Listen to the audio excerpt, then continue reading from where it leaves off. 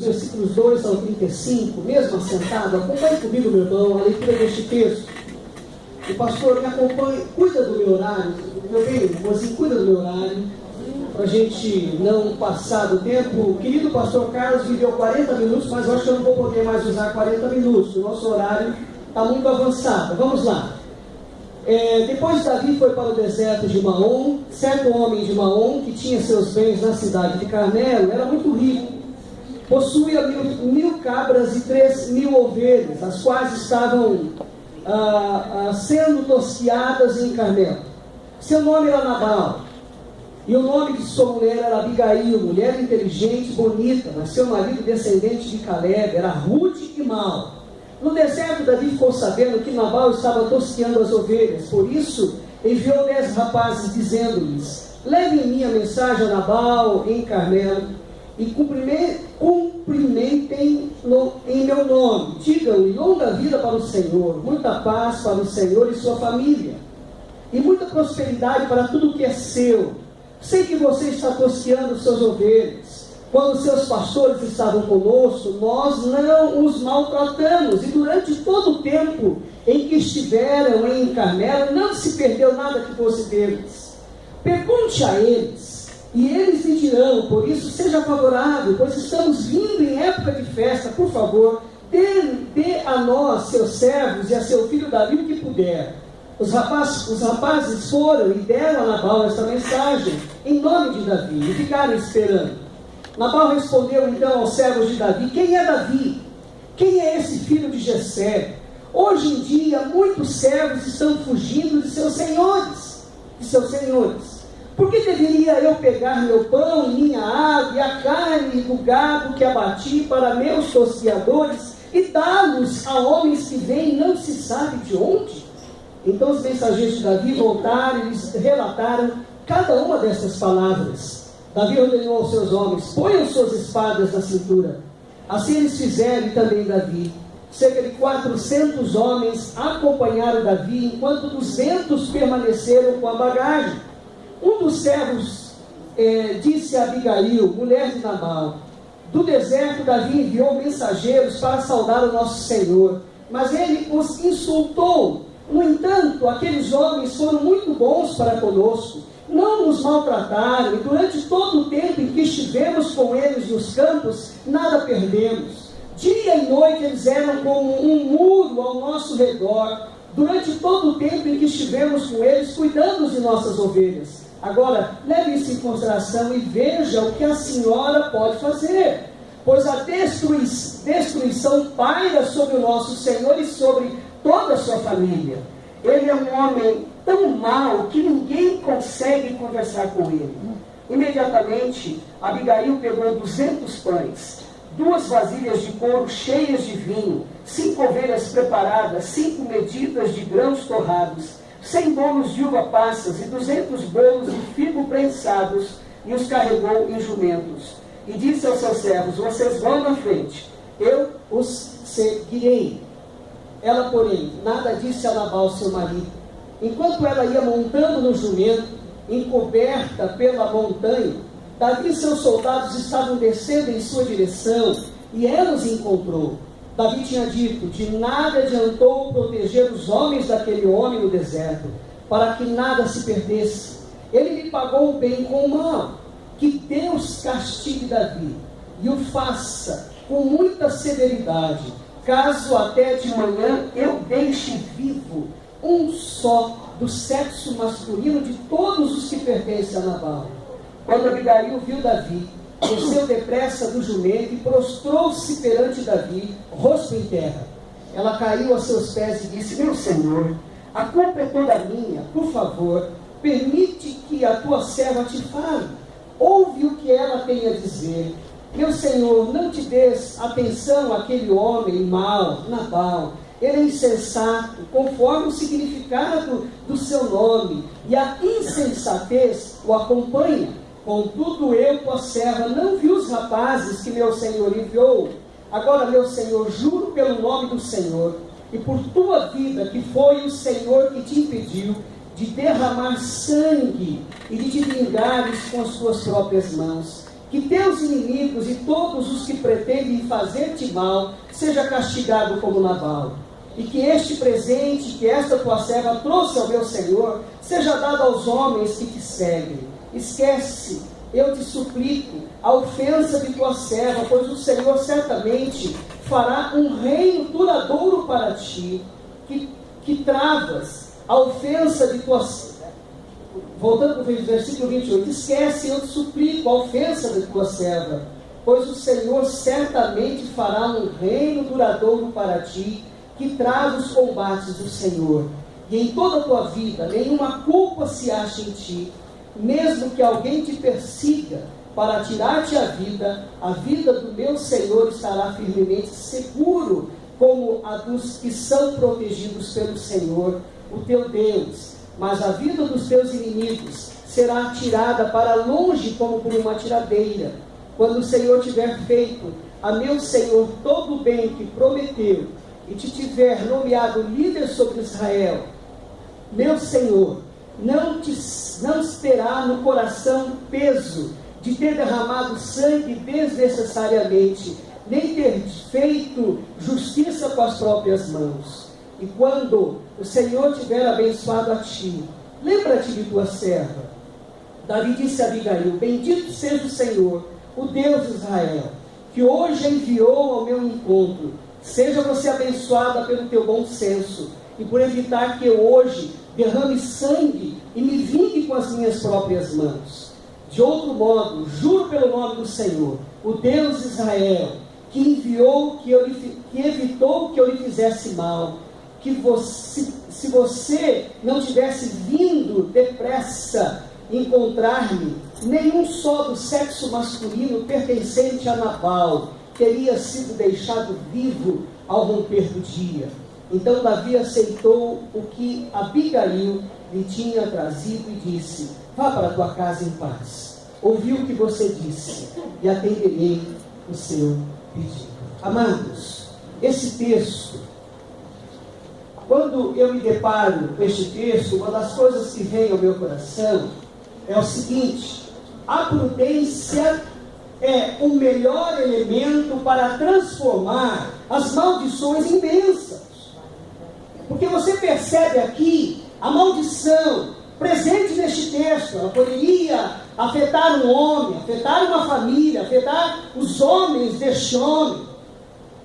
Mas por conta da prudência de alguém, isso não aconteceu.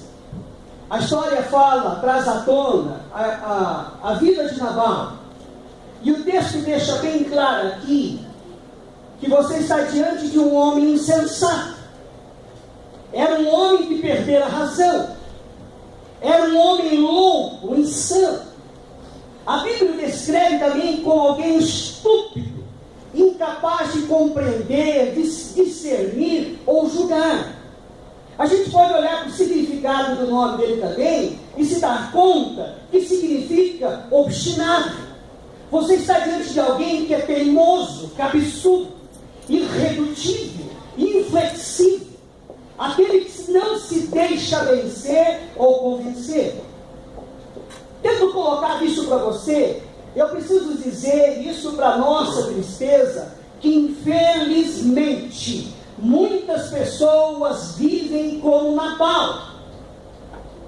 Nós caminhamos com gente insensata. Nós temos caminhado com pessoas estúpidas, pessoas obstinadas. Porém, essa é uma situação que pode ser revertida em tempo, através de uma mudança de atitude. O livro de Provérbios está repleto de textos de advertência contra a insensatez. Eu quero olhar com você algumas características de um insensato. Até para que você possa ter oportunidade de pensar se a insensatez ela já não está no seu coração, se você não é um insensato. Então, a primeira característica que eu preciso trabalhar com você é que o insensato, ele não se move pela afeição. Versículo 3, é o que eu consigo extrair deste versículo. Seu nome era Nabal, descendente de Caleb, era rude e mau, era grosseiro. Nabal era alguém que não se movia pelo afeto, pela amizade, pelo sentimento de amor. Era uma pessoa fria, antissocial. A bem da verdade, queridos, Nabal não se importava com ninguém. Ele não estava nem aí para sua esposa, não estava nem aí para sua família, não estava aí para os seus servos. Ele tinha por hábito tratar as pessoas de maneira áspera, grosseira. Não se nota pela atenção.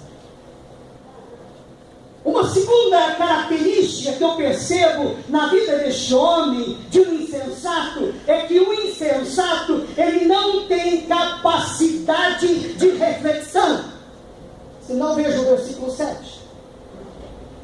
Davi envia 10 rapazes a Nabal e diz assim: olha, diga lá a ele, sei que você está tosqueando suas ovelhas. Quando seus pastores estavam conosco, nós não os maltratamos, e durante todo o tempo em que estiveram em Carmelo, não se perdeu nada que fosse deles.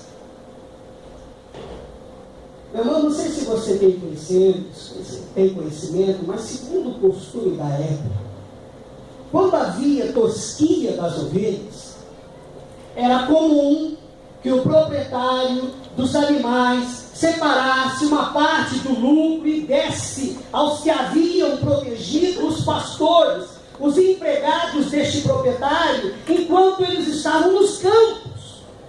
O que Davi faz, a pedido de seus homens, quando seus homens vão até Nabal fazer o pedido, ele estava apenas cumprindo o protocolo. Era comum isso acontecer.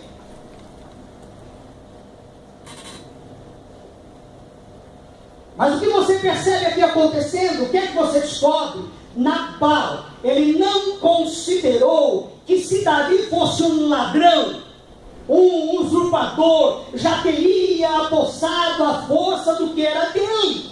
Ele não para examinar essa possibilidade. Ele tem dificuldade de refletir, de examinar, de comparar os pensamentos. Isso é insensato. Uma terceira característica do insensato é que ele confia no dinheiro. Ele dá mais importância à grana. Ele dá mais importância à riqueza e não em relacionamentos.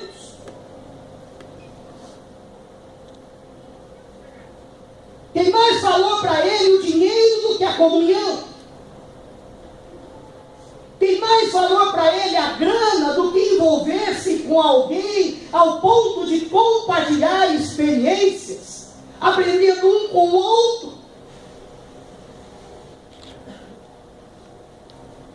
E o que é que você descobre aqui com Nabal? Ele estava desprezando um excelente contato com alguém que lhe poderia ser útil mais tarde por conta da ganância. Ele só foca o ganho, o lucro, o dinheiro. Qual era o foco em sua vida? O que é que ele mais visava? A sua grana. Uma outra característica do insensato, e presta atenção, é que ele não ouve ninguém. Aliás, essa é uma das maiores características do insensato. É que ele não consegue ouvir conselhos e opiniões de outras pessoas. Ele fecha. O que ele acha, o que ele pensa é o certo, é o correto e ponto final. Não tem conversa. Eu consigo extrair isso do versículo 17. Uma outra característica do insensato é que ele fala sem refletir. Ele engole suas opiniões e num dado momento as derrama livremente.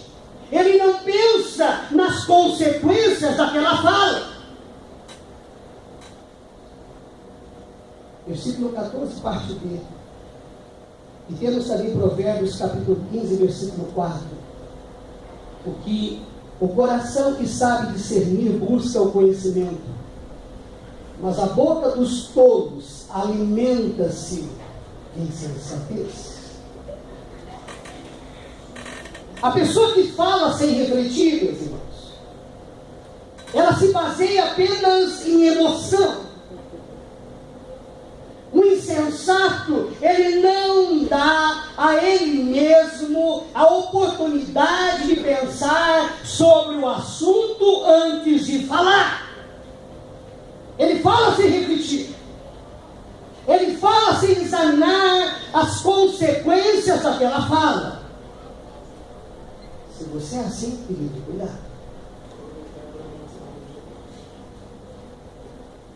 Uma outra característica do insensato é que ele jamais admite que está errado. Ele não erra. Ele é perfeito. Ele sempre é o dono da verdade. Por mais que você procure provar para ele que ele está errado, ele diz: eu não errei. Errado está você. Versículo 37. É por isso que Salomão, escrevendo lá, Provérbios capítulo 17, versículo 10, ele vai dizer: quem tem juízo aprende mais com uma repreensão do que o tolo, que é o insensato, com 100 chicotadas. Ele não aprende.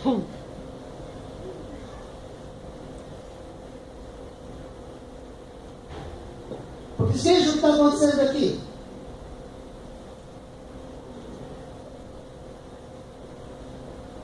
De manhã, quando Nabal estava sóbrio, não estava mais bêbado, ele sofreu um ataque e ficou paralisado como uma pedra.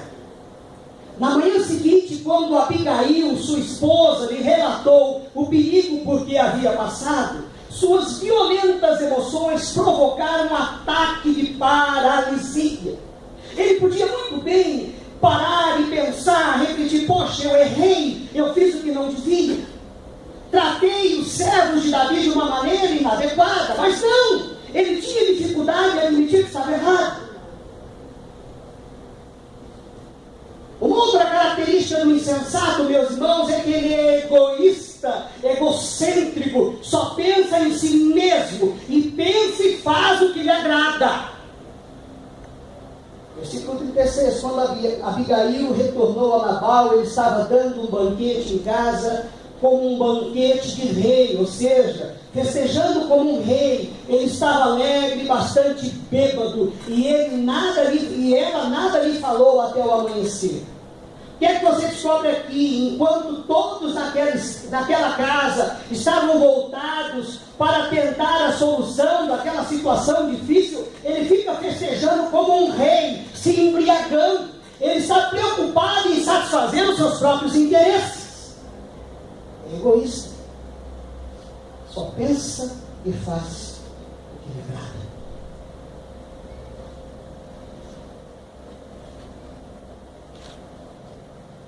Meu irmão, minha irmã, quais são as consequências da insensatez? Por que a Bíblia trabalha isso? Você acha que Deus levantaria um Salomão para tratar tanto dessa temática no livro de Provérbios, se fosse uma coisa insignificante?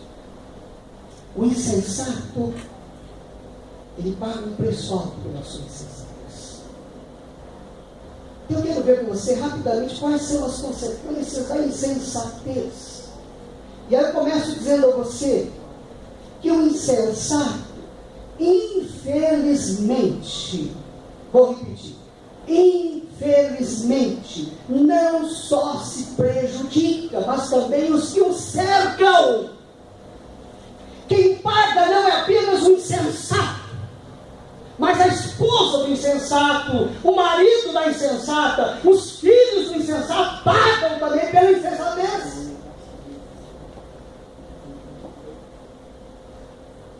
A insensatez não afeta apenas o insensato, mas também a família do insensato. Obrigado.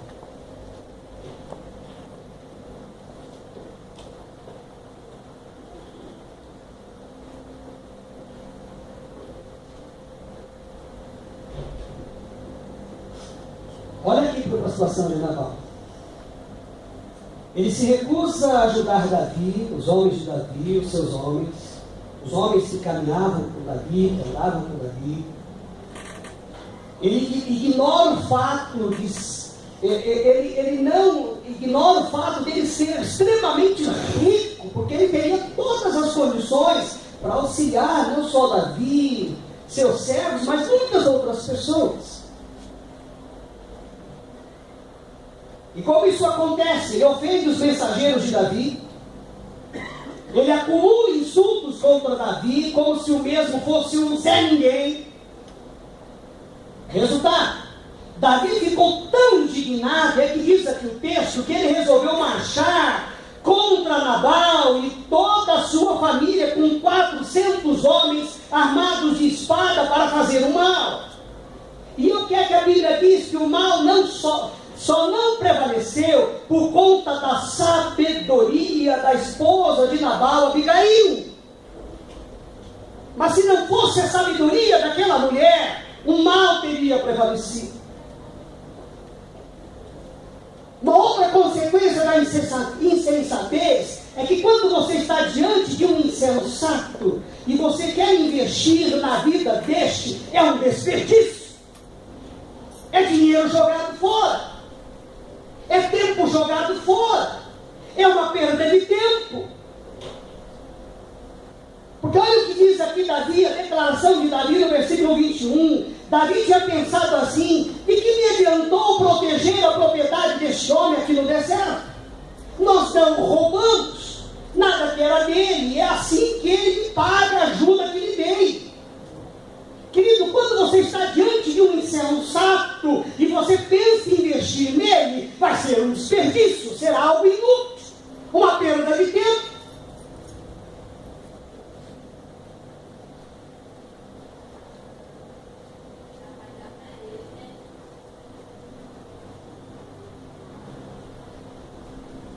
Uma outra consequência da insensatez é que ele é um câncer social. Provérbios capítulo 13, versículo 20 vai dizer isso para a gente também.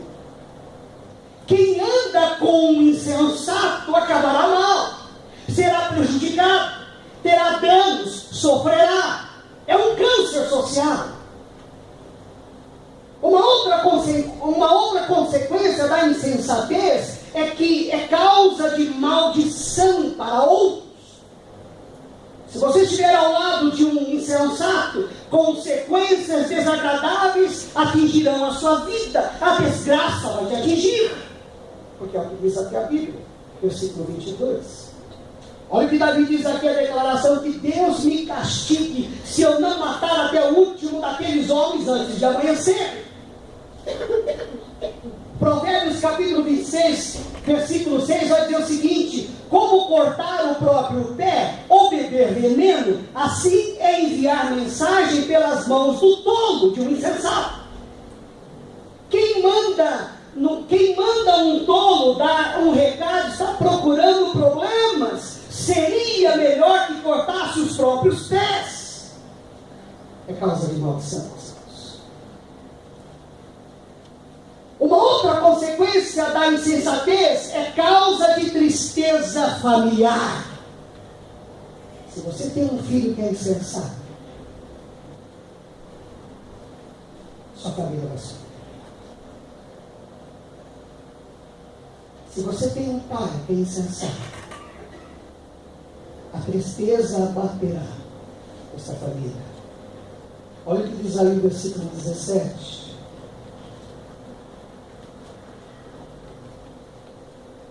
Indo um pouco mais adiante, deixa eu tentar trabalhar com você. Qual que é a raiz do problema? E a cura? Como é que você cura a insensatez?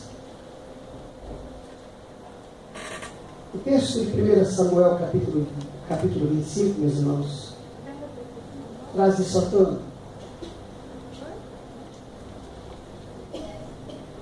Abigail era esposa de Nabal, mulher sábia e temente a Deus, que se apressou em reverter o mal, que a insensatez do marido havia provocado. Os versículos 32 ao 35 foram os últimos versículos que nós lemos.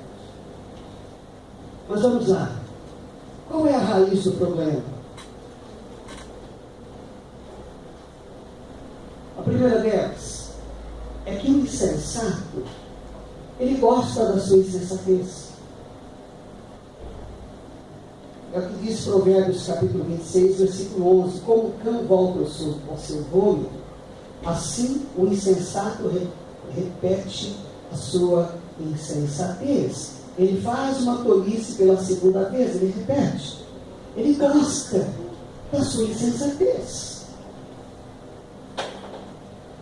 Mas qual é a cura que a gente pode propor?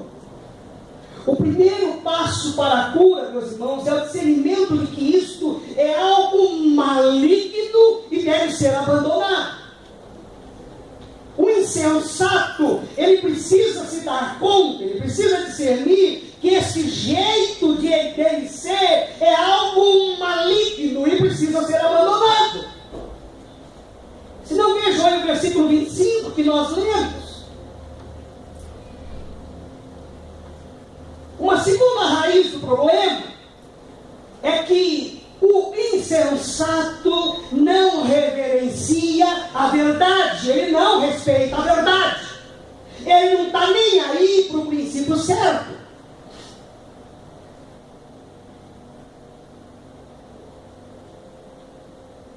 Provérbios capítulo 14, versículo 8 diz: a sabedoria do homem prudente é discernir o seu caminho, mas insensatez do tolos é enganosa. Como é que vem a cura? Para essa pessoa que não reverencia a verdade, ela precisa priorizar a busca da verdade. Deve ser um processo diário para a cura da insensatez. É o que diz a palavra: e conhecereis a verdade vos libertará. O insensato, ele precisa estar exposto constantemente à palavra de Deus para ele ser curado.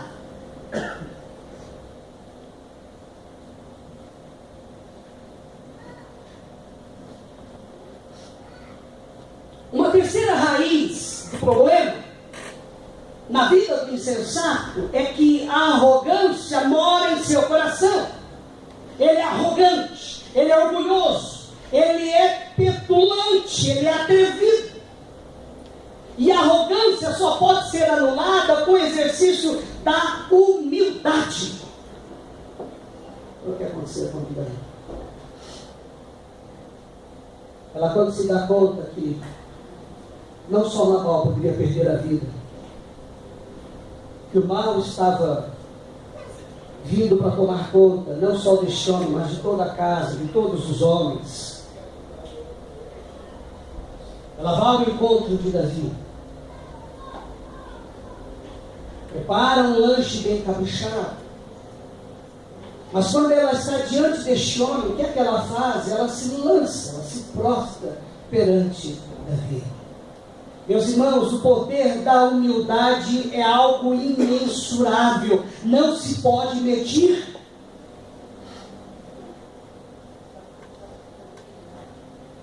Abigail, por meio da humildade, por meio dessa prostração, de ceder, ela consegue evitar uma tragédia. Há quem pense que ser humilde é sinônimo de rebaixar-se, mas não é. Para o insensato é a salvação da vida dele. É o que vai fazer diferença na existência dele. Quem se humilha, quem cede, está agindo com segurança, está preservando a própria vida. A insegurança e a necessidade de autoafirmação leva o insensato a agir com arrogância. Você tem alguém na sua casa que é insensato, comece a pedir a Deus para que seja colocado no coração dessa pessoa a humildade. Essa pessoa precisa ceder, essa pessoa precisa se lançar ao solo.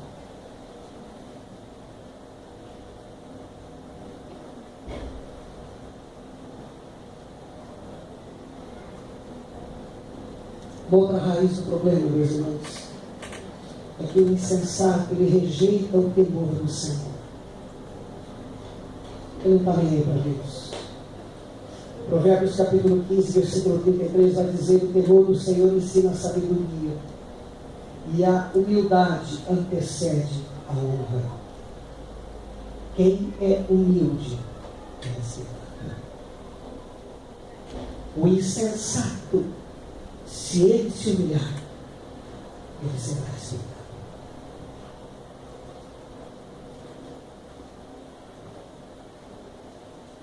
E aí eu termino dizendo para você o seguinte: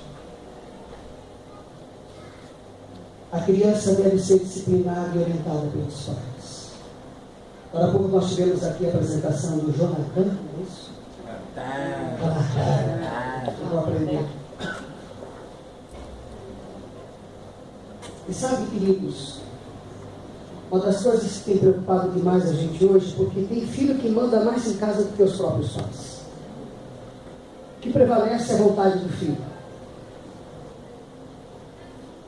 É o que ele quer. E você, pai e mãe, foi colocado na vida dessa criança para orientá-lo, para dar o caminho. A gente está tendo o privilégio de ter lá a Carolzinha com a gente, e cada dia uma experiência diferente. E onde, não sei por que cargas d'água, ela chegou lá para a gente e disse assim: não vou pedir, por favor. Não vou. Você imagina uma menina de 3 anos, batendo de frente com o pai e com a mãe, dizendo: não vou pedir, por favor. Como é que é, cara? Não vou. Falei: você não vai? Não vou. Tá bom. Então, vai lá para o seu quartinho. A mãe quase chorando já. Você vai ficar sentada na sua cama. De 3 anos. Sabe aquela... Super Nani. Você vai ficar sentadinha na sua cama por 3, 4 minutinhos para você repensar essa sua postura inadequada. Ela começou a chorar. Estava com o peitinho cheio de... né? Começou a se jogar. Sabe aquela coisa horrível? Aí eu ia lá, limpava o narizinho dela e dizia assim, depois de 3, 4 dias, aí, tudo bem? Por favor. Não, mais 3, 4 minutinhos. Meus irmãos, eu fiz isso com a mãe quase chorando, mas estava quase não tirar. Você quer lá cuidar da situação, vai lá. Porque mãe às vezes estraga o filho. Tem pai que estraga também, mas tem mãe que estraga o filho. Que quer dar uma... E aí o interessante é que a gente ficou ali por umas 7, 8 vezes. Quer dizer, eu falei: olha, se precisar fazer isso mais 15 vezes, nós vamos fazer. Até o momento que eu cheguei e falei: aí, por favor. Aí ela virou assim e falei: ó, ele não vai doer nada. Fala, por favor. Vamos lá, soletra comigo. Por favor. Vamos lá. Né? Vamos. Daí ela olhou para mim e disse assim: por favor. Eu falei: vem cá, dá um abraço pro pai. Pai te ama. Pai tem muito carinho por você. Isso é um presente de Deus. Mas vamos lá falar para a mamãe. Ela foi lá: mãe, ela quer falar com você. Por favor. Queridos, presta atenção. Tem criança que tem 3 anos, o pai fala assim: vem, a criança não vai. O pai fala assim: para, a criança não para. O pai fala: deixa fazer isso, a criança não deixa. Querido, se essa é a sua situação, você está perdendo o seu filho. Você está perdendo. O nosso papel de pai é orientar. Criança precisa de direção. Nós precisamos alimentar hábitos sadios do pensamento e ação na cabecinha dessa criança.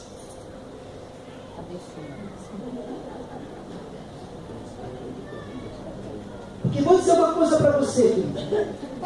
Se o teu filho tem 3 anos e já é um insensato,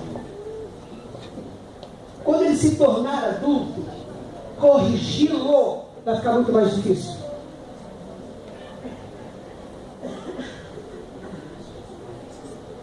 E o insensato adulto, a única coisa que vai salvá-lo é a mão forte de Deus para abrir o entendimento dele. Se não for isso, não tem salvação.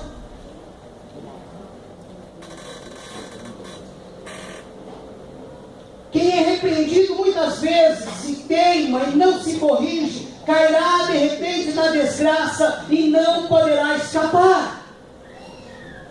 É o que diz Provérbios capítulo 29, versículo 1. E aí, querido, deixa eu dizer uma coisa a você. Se você se vê em algumas dessas colocações que foram feitas aqui por mim, Em nome de Jesus, mude sua atitude. E peça para o Senhor corrigi-lo enquanto há tempo. Se você não se importa com ninguém, se você não se importa com seu pai, com seu filho, com a sua esposa, com seu esposo, cuidado. Se você não tem capacidade de reflexão, de ponderação, do autoexame, da análise mental sobre você mesmo, cuidado. Se você não prioriza relacionamento por conta de ganância, de outras coisas, cuidado. Se você não ouve ninguém se fechando para ouvir conselhos e opiniões de outras pessoas, cuidado. Se você não pensa antes de falar, cuidado.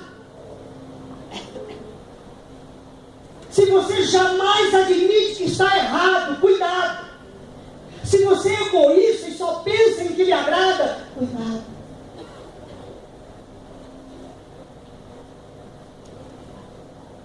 Se isso que foi colocado aqui diz respeito a você, meu irmão, eu quero orar por você.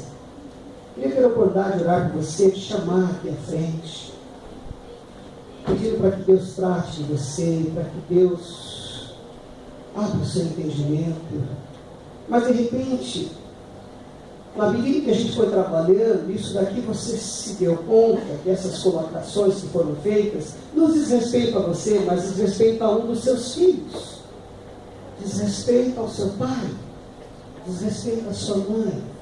Eu quero orar por você. Gostaria que você viesse aqui à frente, para que a gente pudesse fazer essa ação. Alguém quer receber a oração do pastor? Deus falou teu coração, vem cá, meu irmão, para a gente pedir a bênção dele sobre a sua vida.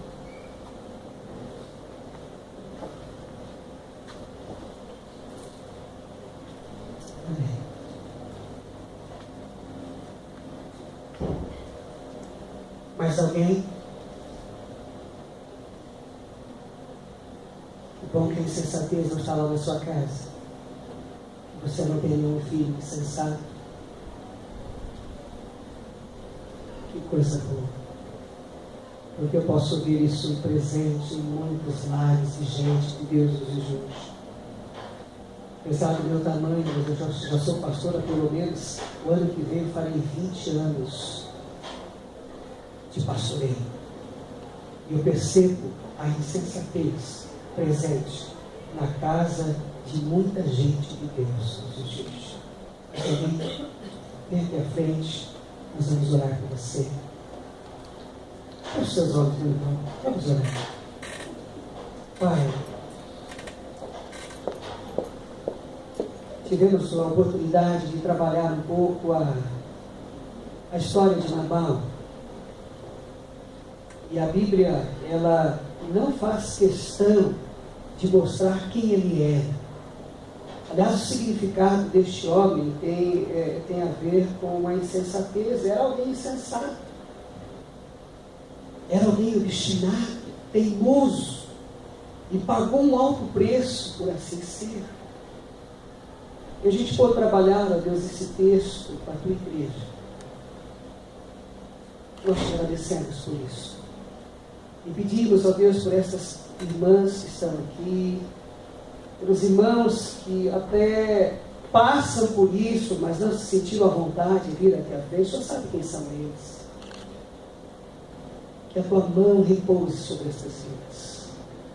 Ó Deus, que a insensatez ela possa ser arrancada da nossa vida, ela possa ser arrancada do nosso coração. Que o Senhor nos dê todas as condições para orientarmos da melhor maneira possível os nossos filhos.